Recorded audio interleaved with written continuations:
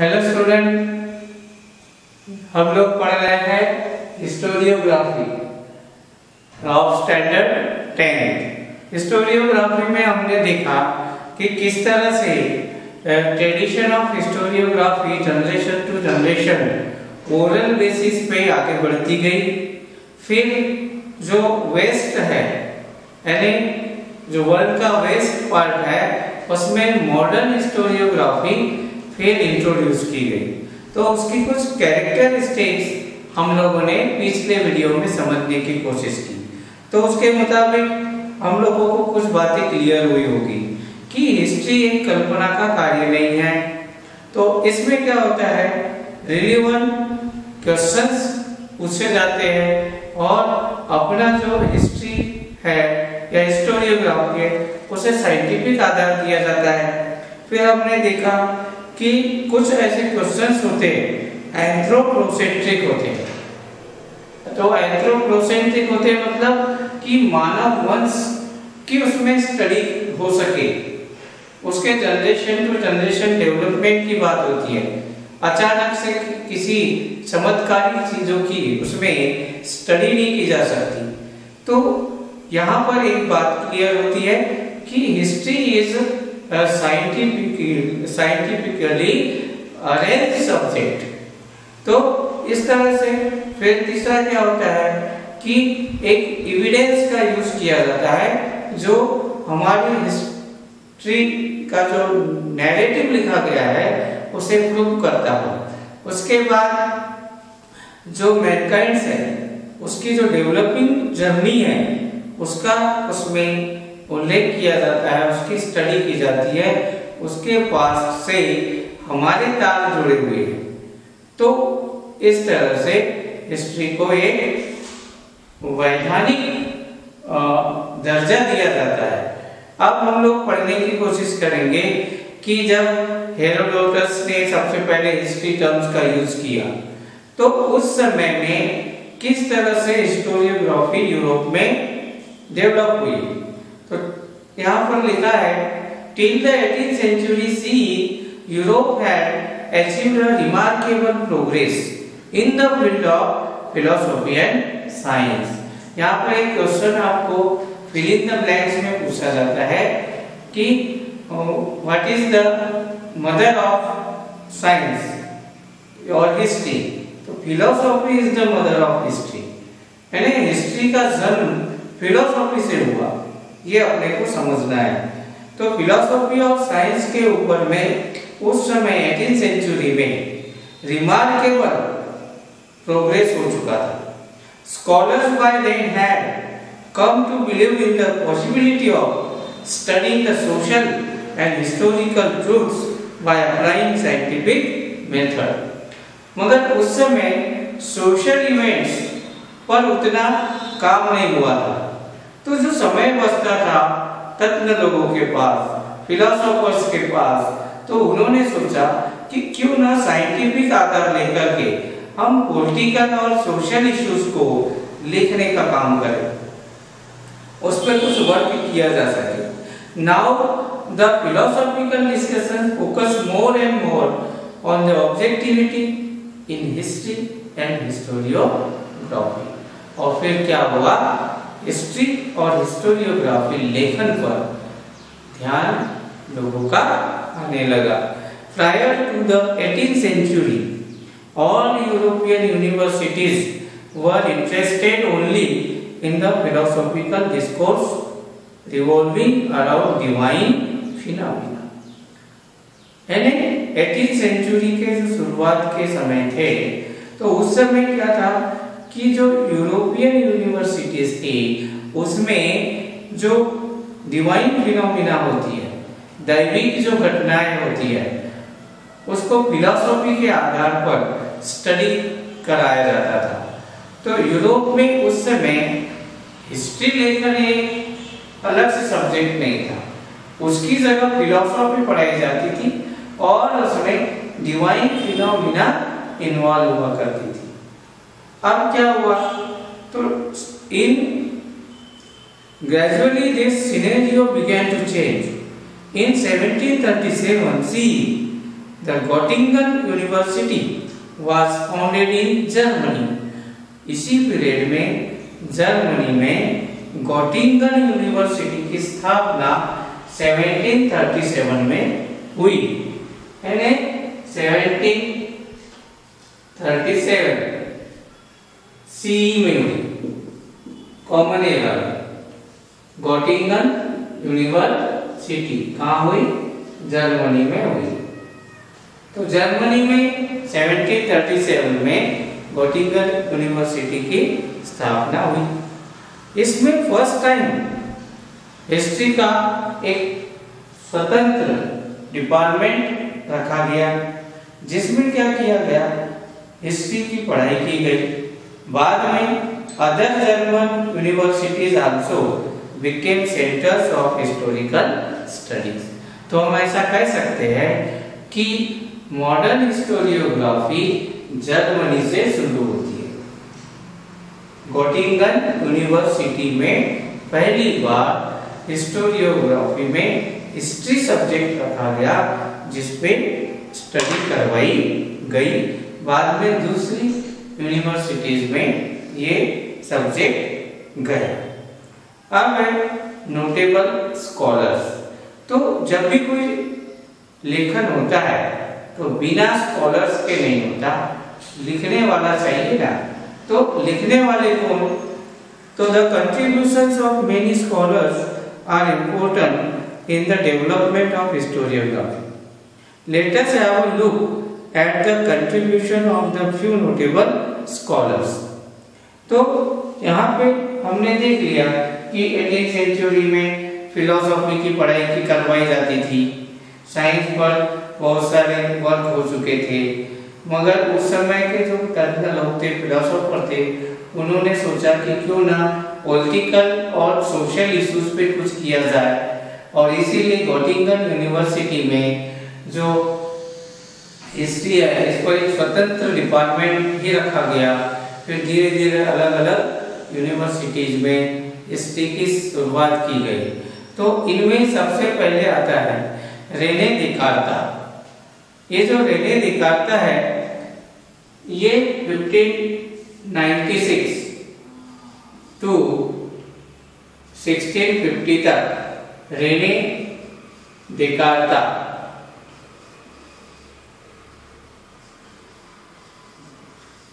इसको हिंदी में रेने देकार्ता पढ़ेंगे हम लोग। तो जो रेने देकार्टिस ऐसा लिखा है, तो ये जो व्यक्ति है he was the founder of he was the scholar, foremost scholar who insisted on verifying the reliability of historical documents by critically examining them। ये पहला व्यक्ति है कि जिसने ये बात कही कि जो हिस्टोरिकल डॉक्यूमेंट होते हैं, हिस्टोरिकल डॉक्यूमेंट्स होते हैं, उसका क्रिटिकल एग्जामिनेशन होना जरूरी है। अब क्रिटिकल एग्जामिनेशन तो होगा, तो उसका पर्पस क्या था कि वो रिलायबिलिटी को प्राप्त होंगे, यानी उसमें उसकी जो विश्वसनीयता है वो बढ़ेगी। Among the rules given by him in his book, Discourse on the Method, the book written by him, Discourse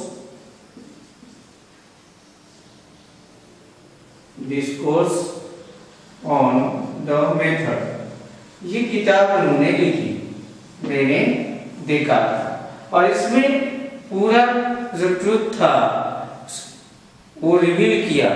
The following is supposed to have a great impact on the scientific method of research। इनका कहना था never to accept anything for true till all grounds of doubt are excluded। इनका कहना था कि सारे confusion या doubt clear नहीं हो जाते तब तक किसी भी चीज को मानना नहीं चाहिए। Absolutely he thought right। क्यों? क्योंकि यदि कोई कंफ्यूजन रहता है या डाउट रहता है तो हमें संशय हो जाता है कि ऐसा हुआ होगा अथवा नहीं हुआ होगा। तो Renee डेकार्त was the first person wrote about the historical studies. He wanted critical examining of historical document, and he noted what never to accept anything for true till all grounds of doubt are excluded. उसके बाद में Voltaire आया। Voltaire जो है 1694 से 1778, Voltaire के बारे में पढ़ेंगे हम। ये है 1694 टू 1778। इसके बारे में दिया हुआ है, फुल नेम है इसका फ्रांकोइस मेरी अरॉड। ही वाज फ्रेंच, ये फ्रेंच व्यक्ति है Voltaire. He opined that along with objective truth and chronology of historical events, considering social traditions, trade, economy, agriculture, etc. ये वो व्यक्ति है जिसने रेने डेकार्त से एक कदम आगे की बात की। रेने डेकार्त ने कहा कि हिस्टोरिकल डॉक्यूमेंट्स वेरीफाई होने चाहिए, रिलायबल होना चाहिए और उसके लिए क्रिटिकली एग्जामिनिंग की जरूरत है। लेकिन जब वोल्टेयर ने इस पर विचार किया तो इन्होंने बोला कि जो ऑब्जेक्टिव होते हैं वो क्रोनो और हिस्टोरिकल जो इवेंट्स होते हैं उनकी जो क्रोनोलॉजी होती है वो सोशल आधार पर, ट्रेडिशन के आधार पर, ट्रेड के आधार पर, इकोनॉमी और एग्रीकल्चर के आधार पे पढ़ी जानी चाहिए। क्योंकि जो हिस्ट्री होती है समाज के जो पैटर्न होते हैं उनके चेंजिंग को दर्शाती है। हमने पढ़ा था डेफिनेशन हिस्ट्री की, स्टडी ऑफ चेंजिंग पैटर्न। तो अलग अलग पैटर्न है समाज का पैटर्न हिस्टोरिकल है, सोशल है, ट्रेडिशनल है, फिर इकोनॉमिकल है, एग्रीकल्चरल है। तो सारे जो क्षेत्र है सबको लेकर उसको क्रोनोलॉजिकल ऑर्डर में इवेंट की रचना की जानी चाहिए, ऐसा वोल्टेयर का मानना था। तो it gave rise to the thought that understanding all aspects of human life is important for history writing. अब तक क्या था, हिस्ट्री हमने पढ़ा था कि रॉयल फैमिली से रिलेटेड एक स्टोरी सुना दो, हिस्ट्री खत्म। पर अब वोल्टेयर ने क्या किया, उससे सारे जो क्षेत्र है उनको जोड़ दिया, पॉलिटिकल, इकोनॉमिकल, कल्चरल, स्पोर्ट्स से रिलेटेड सारे जो क्षेत्र है हिस्ट्री की स्टडी से जब जुड़ गए तो इस तरह से क्या हुआ, एक नया थॉट लोगों को समझ आया कि जो ह्यूमन लाइफ होती है उसके सारे जो एस्पेक्ट है उस पर अब विचार किया जाने लगा। और ऐसा कहा जाता है कि मॉडर्न हिस्टोरियोग्राफी का फाउंडर वोल्टेयर है, founder of modern historiography, modern historiography. यानी Voltaire is founder of modern historiography. Write notes में आपको वोल्टेयर, रेने डेकार्त इन पर क्वेश्चन पूछा जा सकता है। आपको इनकी डेट्स याद रखने हैं, फिर इनकी बातें याद रखनी कि क्या इन्होंने अपनी ओर से हिस्टोरियोग्राफी में जोड़ा है, वो पॉइंट्स याद रखने हैं। जैसे रेने डेकार्त की अगर बात करते हैं तो अपने को सबसे पहले उन्होंने क्या इंसिस्ट किया था, रिलायबिलिटी बढ़नी चाहिए, वेरिफिकेशन होना चाहिए डॉक्यूमेंट्स का, उसका क्रिटिकल एग्जामिनिंग होना चाहिए। तो ये सारी चीजें जो है इन लोगों की हमें याद होनी चाहिए। और इस तरह से Voltaire founder of modern historiography जाने जाते हैं। उसके बाद में जो है जॉर्ज विलियम फ्रेडरिक हेगेल, ये 1770 1831 इनका टाइम पीरियड दिया हुआ है जॉर्ज हेगेल का। जॉर्ज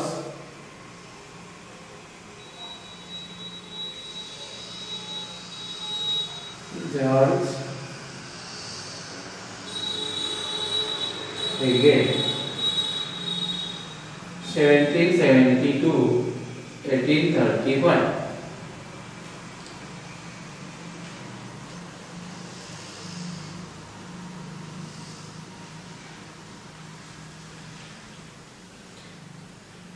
इसमें Hegel was a German philosopher. He was a German philosopher. He insisted that the historical reality should be presented in a logical manner.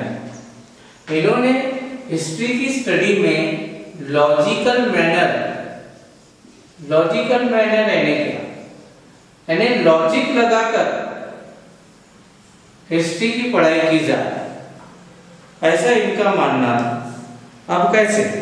तो to him the timeline of historical events was indicative of progress, यानी जो timeline है history का वो क्या indicate करता है? Progress, according to him, उसके हिसाब से कि हम जो पढ़ाई कर रहे हैं हिस्ट्री की, ये एक तरह से प्रोग्रेस की बात करता है और उस टाइमलाइन की बात करता है, तो इसको लॉजिकली पढ़ा जाए। He also thought that the presentation of history is bound to change over time as new evidence would come forward.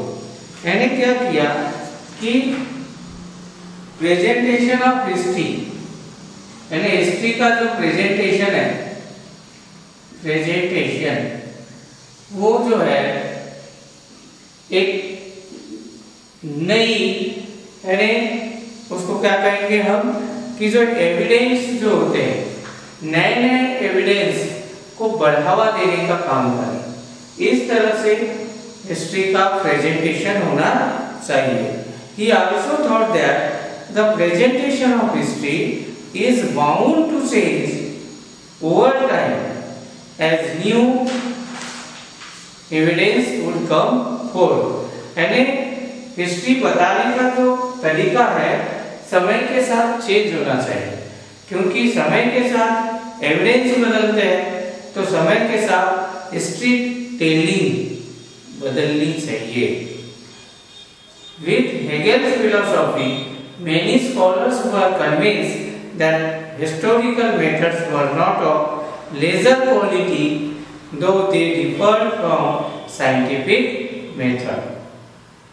यानी as comparison of science, historical method ऐसा नहीं होना चाहिए कि साइंटिफिकल मेथड से वो लेजर दिखाई दे, कमजोर दिखाई दे, कमजोर साबित हो। The collection of his lectures and article is published in a book entitled Encyclopedia of Philosophical Sciences. इनकी एक book I Encyclopedia of Philosophical Sciences, Encyclopedia of Philosophical Sciences। इन्होंने his book Reason in History is well known। फिर एक और book इन्होंने लिखी Reason in History, यानी history में जो कारण होता है, रीजन, उस पर चर्चा की गई कि बिकॉज के बिना कोई चीज होती नहीं है, व्हाई, हाउ, व्हाई, इन सब की पढ़ाई हम हिस्ट्री में करते हैं।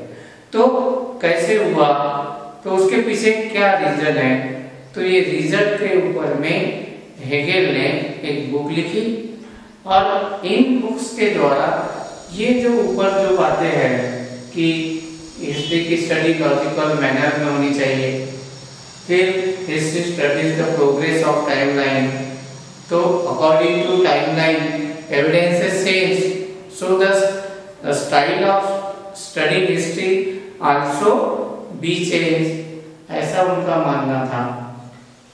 उससे क्या होगा कि प्रेजेंटेशन और भी अच्छा रहेगा। तो इस तरह से ये यहाँ पर एक ब्लॉक दिया हुआ it is good to know this, ये पढ़ेंगे आज हम। उसके बाद नेक्स्ट डे। तो अकॉर्डिंग टू हेगेल, इसमें जो हेगेल है इन्होंने जो टॉपिक छेड़ा है उसको समझने की कोशिश करते हैं। तो he grasping the meaning of any event happens in terms of two direct opposites. Human mind cannot understand the true nature of that event without understanding the opposites. यहाँ पर साफ कर दिए कि अगर हमने किसी इवेंट्स की बात की, तो अगर कोई घटना हुई है तो उसको जब तक हम दोनों साइड से या जितनी साइड्स है आसपास उसकी, उन सभी साइड्स के हिसाब से स्टडी नहीं करेंगे तो वो चीज क्लियर नहीं होगी। कई बार हमारे पास स्टूडेंट्स आते हैं, सर इसने मुझे मारा, तो तब हम सोच में रहते हैं, हम डायरेक्ट उसको पनिश नहीं करते, हम सबसे पहले उस बच्चे को बुलवाते हैं, उसकी साइड भी सुनने की कोशिश की जाती है। पहले वाले लड़के की साइड हम पहले सुन लिए होते, फिर बाद में हम दूसरे बच्चे की भी साइड सुनते हैं, उसके बाद डिसीजन लेते हैं। वजह क्या है? तो इससे क्या होता है, ट्रू फॉल्स, गुड बैड, ये सारी चीजें क्लियर होने के बाद ही एक नया थॉट जन्म लेता है। तो in order to understand the true nature of thing one needs to know both true and false, similarly good and bad. This method of analysis, which is based on opposite, is known as dialectics. तो ये जो कोई चीज है और उसके opposite कोई अगर चीज खड़ी कर दी जाए, कि शुरू में जो हम एक पॉइंट रखते हैं उसको थीसिस कहा जाता है। थीसिस यानी एक विचार, फिर एक एंटीथेसिस रखा जाता है, एंटीथेसिस है एक विरोध विचार। तो इस तरह से किसी भी चीज की साधक बाधक चर्चा की जाती है, वाद विवाद स्पर्धा होती है, उस समय अच्छे और बुरे दोनों पॉइंट्स पर चर्चा की जाती है। जस्ट लाइक दैट थेसिस, फिर एक अनदर थ्योरी रखी जाती है, उस थ्योरी को एंटीथेसिस कहते हैं। इसके बाद में लॉजिकल डिस्कशन होता है। हेगेल का जो मानना था कि लॉजिकल मतलब हर पॉइंट पर चर्चा की जाए, ऐसा हेगेल का मानना था। तो यहाँ पर थेसिस और एंटीथेसिस पर लॉजिकल डिस्कशंस होता है, और उसके बाद में फिर जो एक नया विचार आता है उसको बोला जाता है सिंथेसिस, उसको बोला जाता है सिंथेसिस। तो ये जो सिंथेसिस है इसका आधार क्या है, discussion on thesis and antithesis. तो बच्चों इस तरह से मॉडर्न हिस्टोरियोग्राफी में आज हमने कुछ नोटेबल स्कॉलर्स की चर्चा की, समझने की कोशिश की कि किस तरह से मॉडर्न हिस्टोरियोग्राफी की यूरोप में स्टार्टिंग हुई, जिससे हमें पता चला कि philosophy is the mother of history. दूसरी बात, जर्मनी में सबसे पहले हिस्ट्री का डिपार्टमेंट रखा गया, फिर स्टडी शुरू की गई, उसमें रेने देकार था। फिर हमने देखा एक और जो है वोल्टेयर, जो फाउंडर ऑफ मॉडर्न हिस्टोरियोग्राफी बोला जाता है, जिनको इनकी स्टडी की, इनके विचार जानने की कोशिश की। नेक्स्ट में हम और कुछ हिस्टोरियंस की चर्चा करेंगे। तब तक के लिए आप लोग ये लेसन रीड करिए। बाय। कितना